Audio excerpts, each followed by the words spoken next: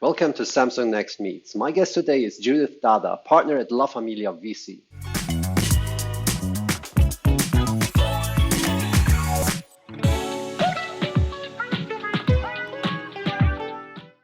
Judith, thanks for joining me today. Could you give us a quick introduction to your fund and your role there? Happy to.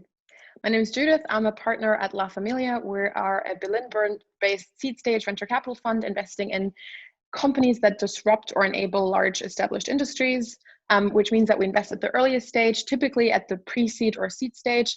I'm a partner there. I focus on data-driven and machine learning-driven companies across Europe and the US. How did you manage to have your own fund? I wouldn't say that I actually managed to have my own fund. I would rather say I joined a very talented lady. Her name was Jeanette back in her endeavor of basically starting this fund about 3.5 years ago, and have now been lucky and very happy to then raise the second fund generation with her, which we launched at the end of last year. Cool. On a totally different note, tell us more about your immigration background. So some people sometimes seem to think that I come from somewhere in South America, or sometimes they think I have some kind of Spanish descent, but I'm actually half Nigerian and half German. My dad immigrated from Nigeria more than 30 years ago, came to Munich to the Flüchtlingsheim Starnberg back in the day, and then met my mother a couple of years later. And fast forward 30 years later, here is me with my little immigration background story of how my father came to Germany. Cool. And do you speak the language of your father? Unfortunately not. I think it's one of the biggest regrets of my life. And I think it's one that many Nigerian German or kind of West African German families share, is unfortunately I never got the chance to learn Yoruba, which is the language that my father speaks. Several reasons, many of them kind of down to family structure and the fact that my mom was the primary kind of person who raised us, because my dad was always working, and so she was really the one who spent time with us at home. But I would definitely say that it's one of the biggest regrets of my life, not being able to speak the language. I can say Baoni, which is how are you, how's it going, but I wish I was able to speak more. I actually have a couple of language books at home, and maybe over the Christmas holidays I'll be able to catch up on some of the stuff I've missed. Nice. And how much do you identify with the ethnicity of your father? Would you say it plays a big role in your life, in your daily life? And if yes, how? Yeah, so I think it's not a question that for me has developed in a linear fashion. I think growing up, when children, or when I was a teenager, when people asked me, oh, do you feel kind of stuck between two cultures, I always looked at them and was very confused and said, I'm German. Like, I don't know where this question is coming from. But then actually when I was, a bit older, and especially when I went to uni in the US, which is a funny coincidence, because I think it took me to go abroad to kind of rediscover, the deepest roots of my culture, both because I touched base with my cousin there, who is my age, who's basically my grand cousin from my father's uncle in Nigeria. And also because I suddenly was, in the middle of New York City, surrounded by all these, fantastic Afro-American, young people that were doing amazing things in their life. And I think that was the first time that I kind of felt like I really know where I belong. And so that was, halfway across the world in New York City, when I was already way into my 20s. But I think that was a real moment for me of reconnecting with my roots. And I think ever since then, I've, taken a much, much more focused interest in Nigeria. Not that that was never a part of the culture. Like, I grew up eating Nigerian food. I was in touch with my relatives there. We went to spend the vacation in Nigeria, but I think it really took some more kind of active reflection, and seeing the place where you come from a totally different place than the place that you grew up in, for me to kind of really have that feeling of belonging. Wow, that's super interesting. Thanks for sharing that. Do you think coming from an immigration background helped or hindered your career progression? And did you face any challenges relating to it? I think, definitely both. I think it definitely helped with regard to, my huge sense of ambition and, just my relentless work ethic. I would say that's something that, especially my father instilled in me. When I was growing up, I was in athletics. My father was always, my biggest cheerleader, and he was pushing my brother and me, who were, doing athletics, and we're kind of the Bavarian champions in like high jump and long jump. And he was at every competition, and he was kind of really the biggest cheerleader and always pushing us both in school, but also in sports to give our best and kind of, do him proud, kind of bringing Nigerian pride to Bavaria. And so I think that was definitely a very formative element of me growing up, was this, kind of this huge competition drive that I got from my father. But I think at the same time, you also always kind of, have the burden, I would definitely call it, of, growing up as someone with a different skin color. So I still, really, strongly remember the first day, in primary school, in Grundschule, where there was a kid who refused to shake my hand because he said, I'm not shaking the hand of a dirty nigger. Wow. And that was in Germany, like 15 years ago or something like that. Like, it was absolutely crazy. And I think, moments like that, like, did happen in my life. And I think that does something to you psychologically. I've never really, spoken to anyone about that. And, it's not that I kind of, carry it with me everywhere I go, but I do think it does something to your self-confidence, and it does something to how you view yourself in the world, subconsciously or consciously. And so I think, it both hindered and pushed me, in my path of getting where I am today. I can relate to that. And do you have a story or moment in life that helped you to become the person you are today? Yeah, so I think, for me, there's several moments. I always like to think of life as, the moments where you can take a path that goes left or goes right, and it makes a huge difference, whether you go left or you go right. And you don't really know it in that moment. You only know it 10 years after, when you go back and you think, oh wow, had I not taken that very path, I would not be here today. And I think one of those moments for me was definitely deciding to study technology management, at the kind of more technical university, CDTM study program in Munich. I was a social science and economics major. So, I didn't have anything to do with tech, and all my friends were, going to do media or consulting.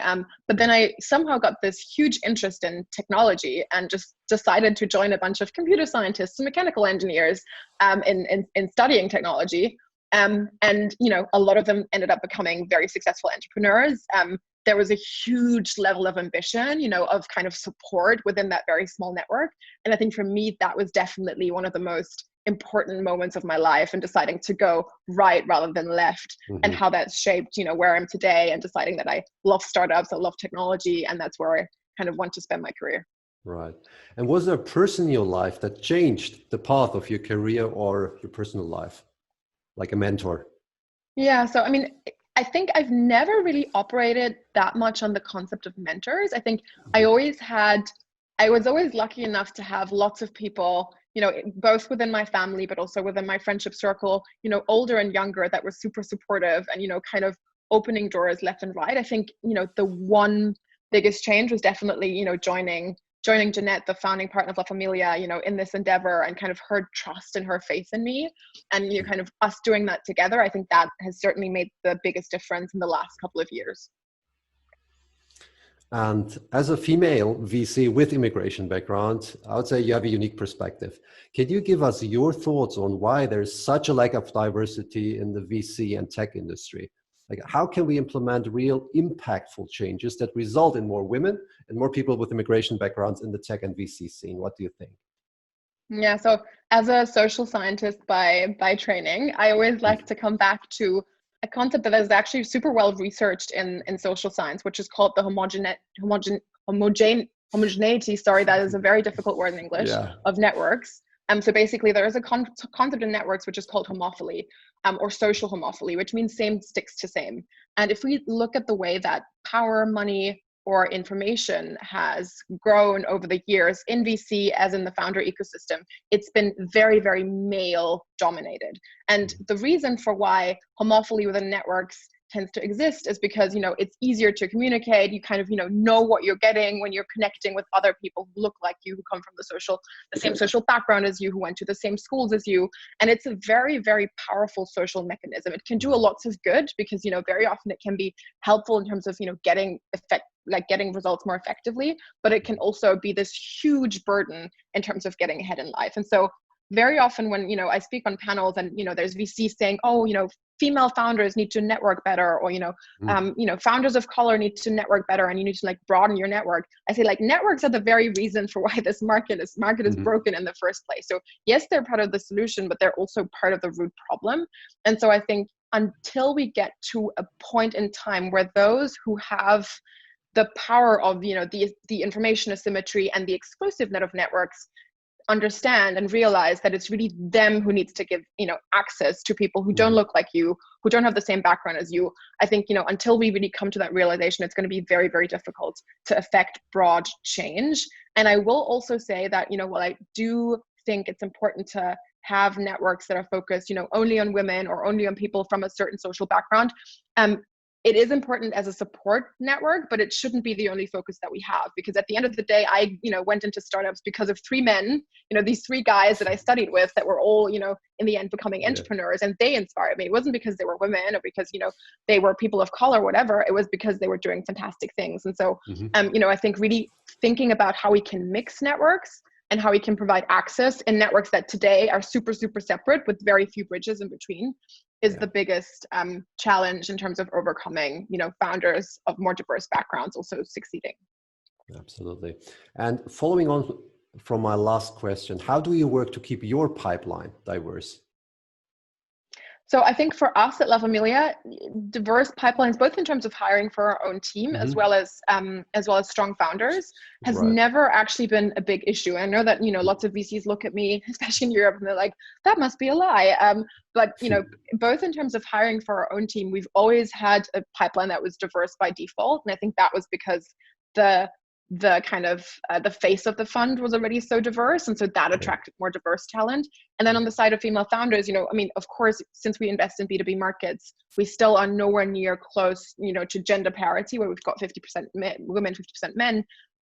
But we're getting there, bit by bit. And I do think that the fact that we have a diverse team, we've got 50% of the team, being people of color, we've got 50% women. I do think that helps in terms of founders, seeing something in us, seeing representation in us, and then the deal flow funnel becoming diverse as a result.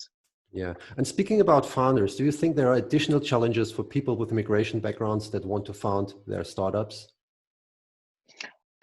100%. I mean, I think, just looking back at my first ventures into mentoring back in Munich, I think, one of the biggest challenges often is that, if you are a person with immigration background and you do really well at school, and, it comes down to deciding what you study at university, typically, in lots of other countries, there's really only three, options. There's, you become a doctor, you become an engineer, or maybe you become, a teacher or a lawyer. Those are kind of the options that you have. And if you tell your parents, but I want to be an entrepreneur, they'll look at you like you're crazy, because they've worked all their life, to create this life for you. And now you're taking this super high risk. Like, what are you doing? This is not what we spent our lives, kind of fighting for you to have a very stable and linear career, which is, I think, something that's super understandable. I think that's the first burden to overcome is, even making sure that the best talent out there gets exposed to what founding can mean, what founding can represent, and that it can be a viable path, a career path for someone with an immigration background, and not something that your parents will then put their forehead in wrinkles and not understand why you're going on that path. Yeah. And what advice would you give to young people with immigration backgrounds who are looking to found their own companies or just make a great career?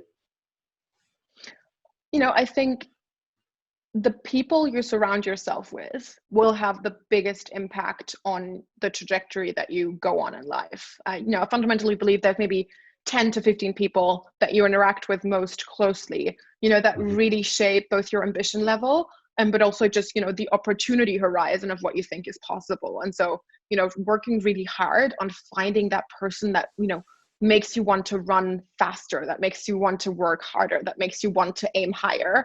I think, that is really what I would recommend to anyone, wanting to go on this path with immigration background or without immigration background. I think, that is true for any entrepreneur out there. But I do think it's more important for people with immigration background because of, the limited access that they have by, definition of the background, of the social class, of, whatever the socioeconomic situation of their parents.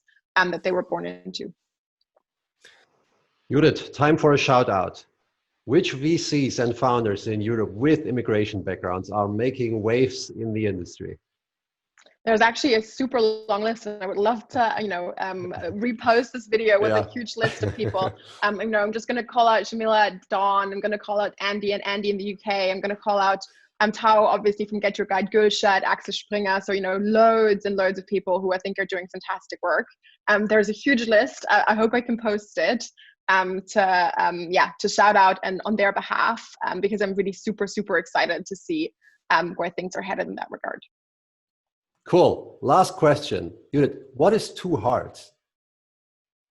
Two Hearts is a very exciting new network, my favorite topic, of people in Germany with immigration background that are working in the tech/startup ecosystem.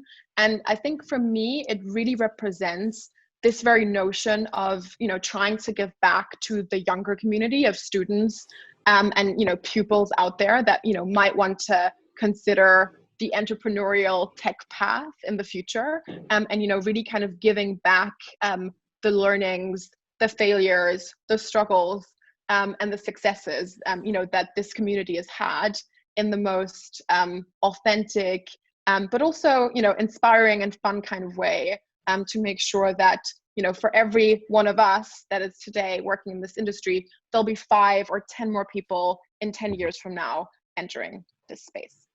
Sounds exciting. Judith, thanks a lot.